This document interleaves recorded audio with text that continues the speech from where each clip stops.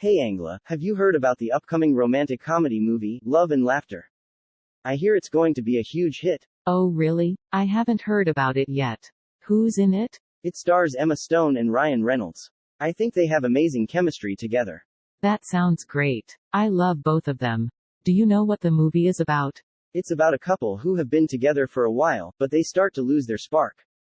So, they decide to take a break and explore other options. But they end up realizing that they are meant to be together after all. Ah, the classic love story. I'm sure it will be a hit with audiences. But speaking of love, do you have any plans for Valentine's Day? Actually, I do. I'm planning to surprise my girlfriend with a romantic dinner and a bouquet of her favorite flowers.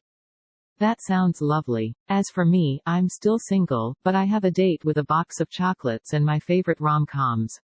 Laughs.